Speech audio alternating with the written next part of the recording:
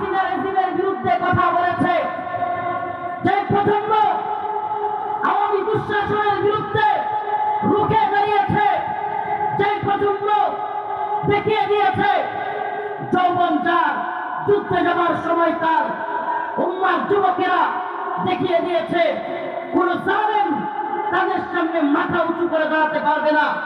এই প্রজন্মের কাছে আমাদের একটাই মিশন, একটাই দাওয়াত।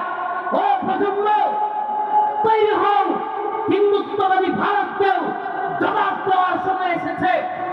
তিস্তার বাঁধকে দিয়ে আমাদের ফসল নষ্ট করা, আবার পানি ছেড়ে দিয়ে বন্যায় ভাসিয়ে দেওয়া, আমাদের হিস্সা, আমাদের অধিকার আদায় করবার সময় হয়েছে।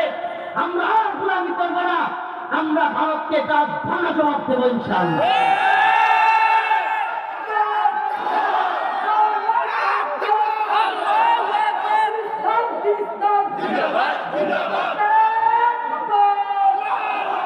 তাইলে প্রয়োজন কি?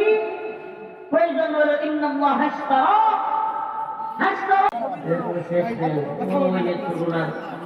পার্বত্য অঞ্চলে আমার বাড়ি, পাহাড়ের কাছে। 5 ঘন্টা 6 ঘন্টা লাগে ঢাকা এয়ারপোর্টে আসতে। তারপরে এয়ারপোর্টে বসে থাকতে থাকতে আসছি সৈয়দপুর থেকে আরো 3-4 ঘন্টা এখানে। পুরী বাবা মেরুদণ্ড সব ব্যথা। সেই সকালবেলা রওনা হয়েছি, যে এখন আসলাম। চিন্তা করছেন এই অবস্থায় চলছে। তো আর কথা বলি আমরা, কিছুক্ষণ টিকতে পারবো না, অল্প সময়ে কথা বলবো। আসলাম, দেখা হইলো, কয়েকটা কথা বলবো। সারা রাত মাহফিল ওয়াজ করা এগুলো উদ্দেশ্য না। উদ্দেশ্য যেহেতু আসছি অঞ্চলের মানুষকে আমার পক্ষ থেকে তাদের কাছে আমি কি পৌঁছাইলাম, এই অঞ্চলের মানুষের কাছে আমি কি মেসেজ বা কি কথাটা নিয়ে আসলাম, আমার দাওয়াতি মিশন কি। আমি এই মিনা বাজার, যেহেতু বাজার পাশেই মাহফিল, আজকে একটা ব্যবসা নিয়ে আলোচনা করবো। ব্যবসাটা কি? কি ব্যবসা নিয়ে? দুনিয়াবি কোনো ব্যবসা না, আল্লাহ এবং তার রাসূলের সাথে বান্দার ব্যবসা, আল্লাহর সাথে একটা ব্যবসা। যেই ব্যবসায় ক্রেতা হলেন আল্লাহ, ক্রেতা, বিক্রেতা মুমিন মুসলমানরা, মুমিনরা হলো বিক্রেতা। পণ্যটা কি? জান এবং মাল। পণ্য কি? বিক্রি, ক্রয় বিক্রয়ের মধ্যে পণ্য লাগবে না। পণ্যটা হলো মুমিনের জান মাল।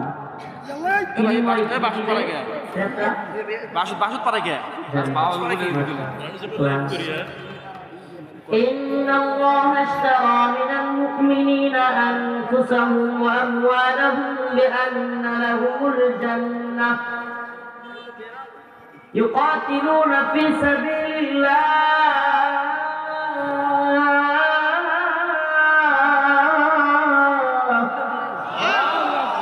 ويقتلون ويقتلون وعدا عليه حقا في التوراة والإنجيل والقرآن।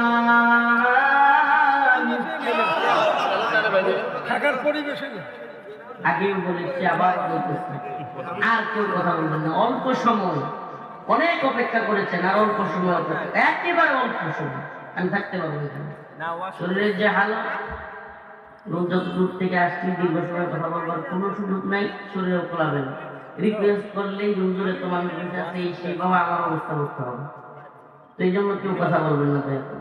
ব্যবসাটা কার সাথে? ক্রেতা কে? মানিল্লা ইশতারা। ক্রেতা কে? আল্লাহ। বিক্রেতা কারা? আমরা মুমিনরা। মুমিন মানুষ না, এই ধর্ম নিরপেক্ষতাবাদীদের মতো মানুষ এরা বলা যায় না। মুমিন, মুমিন। মানুষ আর মুমিনের মধ্যে পার্থক্য কি? হিন্দু, বৌদ্ধ, খ্রিস্টান, ইহুদি, নাসারা, নাস্তিক, মুরতাদ সব মানুষ, কিন্তু সব মুমিন? সব মুমিন না। আল্লাহ পাক ইন্নাল্লাহ আশতারা মিনাল মুমিনিন বলছেন। মানিল্লাযী ইশতারা, ক্রেতা কে? এতগুলো মানুষের আওয়াজ। ক্রেতা কে? বিক্রেতা কারা? ইন্নাল্লাহা আশতারা মিনাল মুমিনিনা আনফুসাহুম ওয়া আমওয়ালাহুম। বিক্রি হবে কি? পণ্যটা কি? আনফুসাহুম জান, ওয়া আমওয়ালাহুম মাল, জান এবং মাল। বিক্রি করবো কার কাছে? বিনিময়ে কি পাবো? বিআন্না লাহুমুল জান্নাহ। এবার আসেন তরিকা কি? জান মাল আমরা বিক্রি করব, আল্লাহ পাক জান্নাত দিবেন, কিন্তু এই জান মাল দেওয়ার যে ব্যবসার সিস্টেমটা কি? কোন বাজারে যেতে হবে? ইউকাতিলুনা ফি সাবিলিল্লাহ ফায়াকতুলুনা ওয়া ইউকাতালুন।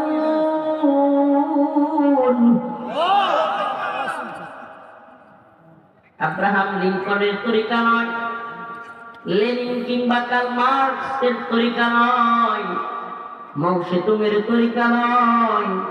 তরিকা হলো আল্লাহ এবং তার রাসূলের সাহাবায়ে কিরামের তরিকা, দাওয়া ইরদাদ জিহাদের তরিকা। বাংলাদেশে সময়ে সময়ে সুশীল, নেরিবাদী, সুশীল সেকুলার নেরিবাদী বুদ্ধিজীবীদের আবির্ভাব ঘটে। এই সুশীল নেরিবাদীরা, এরা দেখবেন কোন টিপওয়ালির টিপ নিয়ে কি হয়েছে, বাপ এই নেরিবাদীরা চিৎকার দিয়ে উঠবে। এই নেরিবাদীরা প্রয়োজনে পুরুষ হইলেও নিজের কপালে টিপ লাগায় পক্ষে আন্দোলন করবে। আর যখন আলেম ওলামারা রাস্তায় মাই খাবে, যখন বুরকা পড়লে ওয়ালি, আমাদের কোন মা বোন রাস্তায় পুলিশের আঘাতে পড়ে থাকবে, এই নেরিবাদীদেরকে, এই নেরিবাদী কি বলবো এগুলারে, একটাও আপনি খুঁজে পাবেন না, সবগুলো গর্তের মধ্যে লুকাবে। এদের যত বকবকানি সব হইল ইসলামের বিরুদ্ধে। ইসলামের পক্ষের শক্তি যখন কোন বিপদে পড়বে, এই নেরিবাদীদেরকে খুঁজে পাবেন না, উল্টা পারলে আরো বিরোধিতা করবে। প্রিয় ভাইরা আমার, বন্ধুগণ আমার আশ্চর্য লাগে, বাংলাদেশে একজন মাও সেতুংয়ের মতবাদের কথা বলতে পারবে, কার্ল মার্কসের মতবাদের কথা বলতে পারবে, লেনিনের আদর্শের কথা বলতে পারবে, সমাজতন্ত্র, গণতন্ত্র, সমস্ত তন্ত্রমন্ত্রের পক্ষে কথা বলতে পারবে, সাফাই গাইতে পারবে, কিন্তু ইসলামের পক্ষে কথা বলতে গেলে, কোরআনের পক্ষে কথা বলতে গেলে, শুধু আওয়ামী লীগ নয়, নতুন করে কিছু সুশীল জন্ম নেয়। এরা দেখবেন এই সুশীলরা, এই নেরিবাদী, এই বুদ্ধিজীবীরা বাধা দেওয়ার চেষ্টা করে। আমি জানতে চাই, বাংলাদেশে কার্ল মার্কসের কথা যদি চলে, লেনিনের কথা যদি চলে, মাও সেতুংয়ের কথা যদি চলে, বিভিন্ন তন্ত্র মন্ত্রের, সমাজতন্ত্র, গণতন্ত্র, এগুলোর কথা যদি কেউ বলতে পারে, তাহলে অবশ্যই আমরা এদেশে ইসলামের বিজয়ের কথা, কোরআনের বিজয়ের কথা, আল্লাহর দ্বীনকে সমুন্নত করবার কথা বলবো।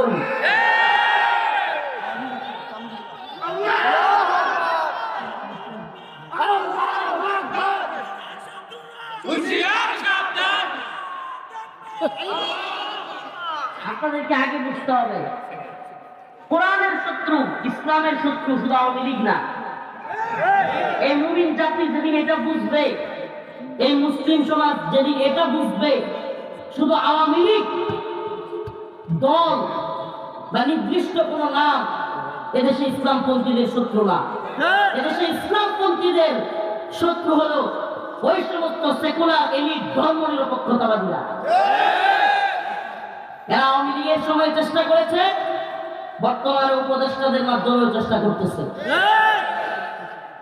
আপনারা শুনেছেন কিনা জানি না, একেবারে আড়ালে আফগানে বাংলাদেশে কায়েম হচ্ছে, এই নিউজ পড়েছেন কিনা আপনারা? এখন থেকে বাংলাদেশে কোনো মেয়ে অনিচ্ছাকৃত প্রেগনেন্সি, নাউজুবিল্লাহ, কথাটাই তো কিরকম। অনিচ্ছাকৃত প্রেগনেন্সি যদি হয়ে যায়, সে চাইলেই হসপিটালে গিয়ে গর্ভপাত করতে পারে। আইন করতেছে বাংলাদেশ। কোথায় আছেন আপনারা?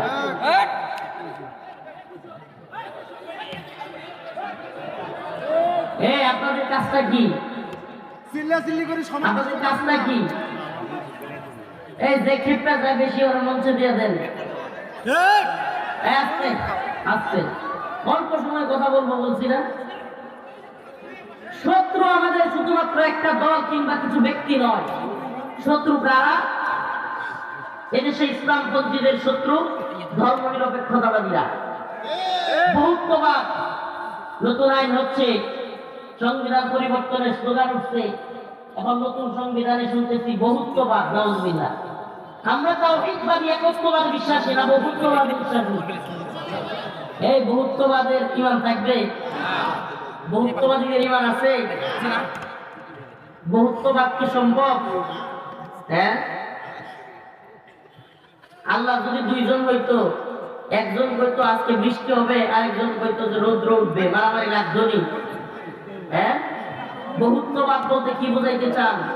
যে যে ধর্মে বিশ্বাস করে, যে যে ভগবান হোক, গড হোক, আল্লাহ হোক, যাই বলুক, যিশু হোক, যে যেটা বলে সব ঠিক। নাউজুবিল্লাহ।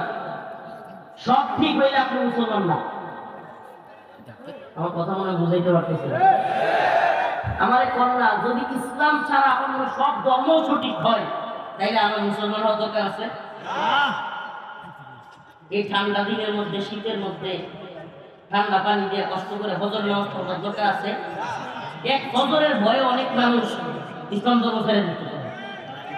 সব ধর্ম সঠিক, তাইলে ইসলামে থেকে এই যে সামনে আসতেছে রমজান মাস, খাইলে কি কষ্ট। কিছু লোক আছে রমজান মাসে রোজা দেখলেই গ্যাস্ট্রিকের সমস্যা শুরু হয়। সারা বছর তার গ্যাস্ট্রিকের সমস্যা নাই, রোজা আসলে তার গ্যাস্ট্রিকের সমস্যা। হুজুর আর বলিয়েন না, অসুস্থ। আমাদের দেশে মা বোনেরা ঠিক মতো পর্দা করলে করুক আর না করুক, রমজান মাসে চায়ের স্টলগুলো, হোটেলগুলো ভালোই পর্দা করে। আছে না নাই? তো বলেন না, রমজানের রোজা কিংবা এই কষ্ট করে ফজরের নামাজ, এগুলো কেউ করতে চাইতো? অন্য ধর্ম গ্রহণ করে ধরত। তাইলে সব ধর্ম সঠিক নাকি ইসলাম সঠিক? ইসলাম। আল্লাহ বলেন, আমার কাছে একমাত্র গ্রহণযোগ্য মনোনীত, শুধুমাত্র একমাত্র গ্রহণযোগ্য মনোনীত ধর্মের নাম হল ইসলাম।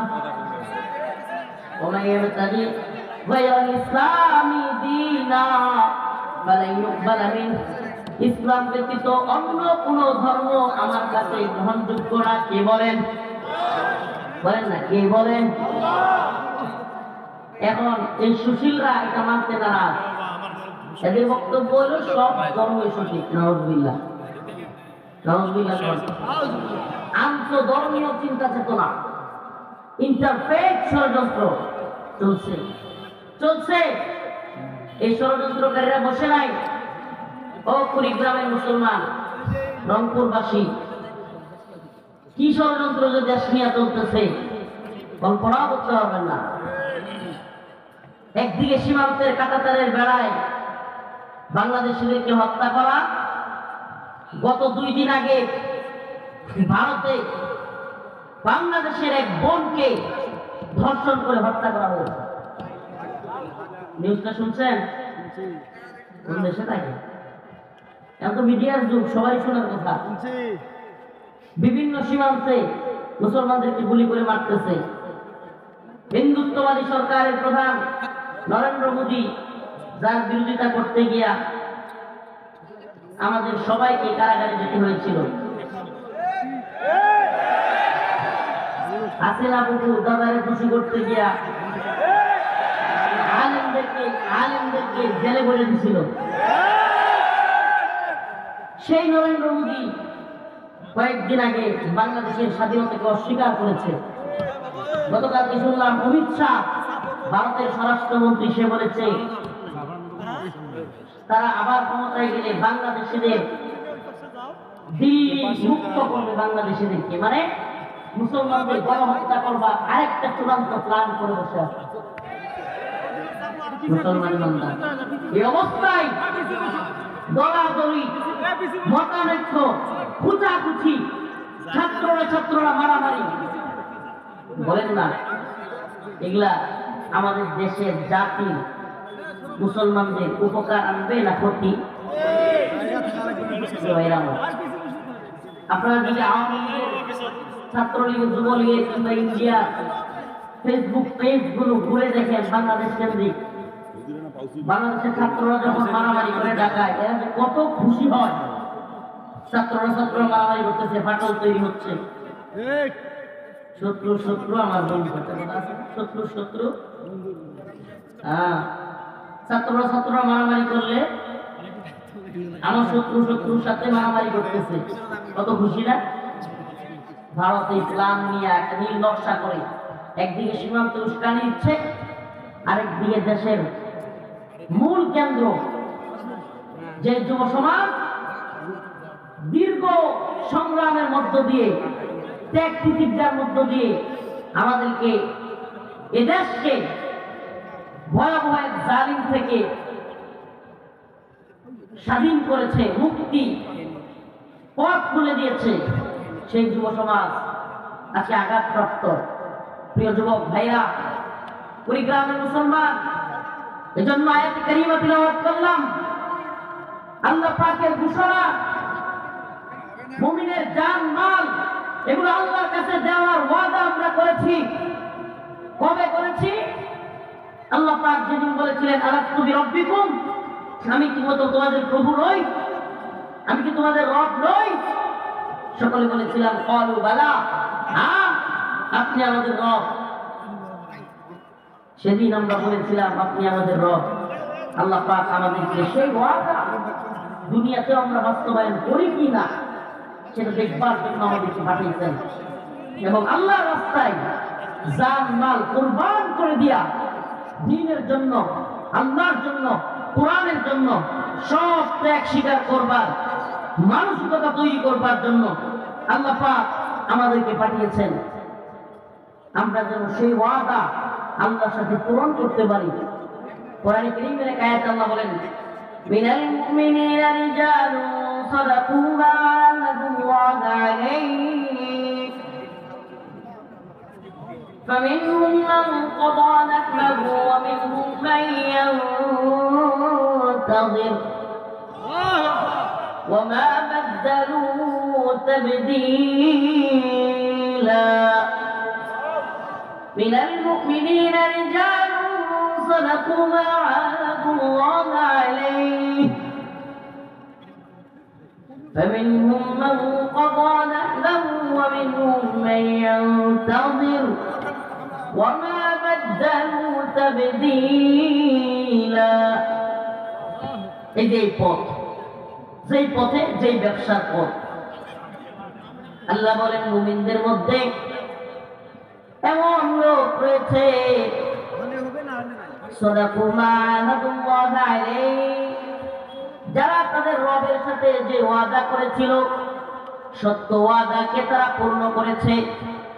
ওয়ামিনহুম মান ইয়ানতাযির, এবং এমন অনেকে আছে যারা তাদের ওয়াদা, আল্লাহর রাস্তায় জান এবং মাল কুরবানি করে দেওয়ার যে ওয়াদা তারা করেছিল সেই ওয়াদা পূর্ণ করবার জন্য ওয়ামিনহুম মান ইয়ানতাযির, তারা অপেক্ষায় আছে।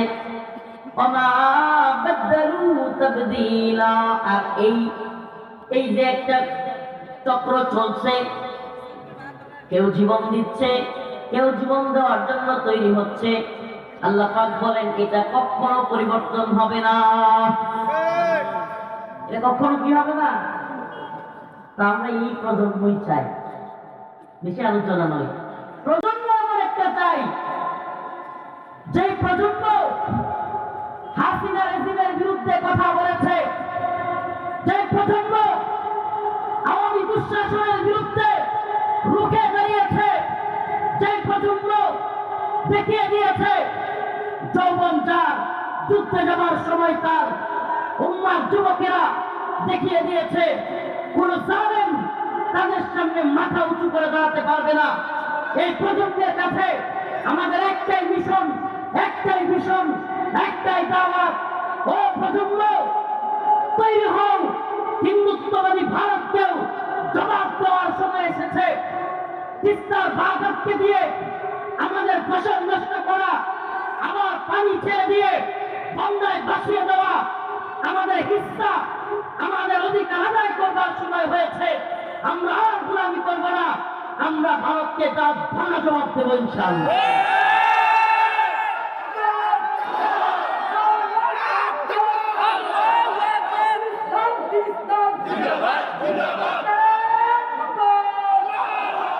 তাইলে প্রয়োজন কি? প্রয়োজন হলো ইন্নাল্লাহ ইশতারা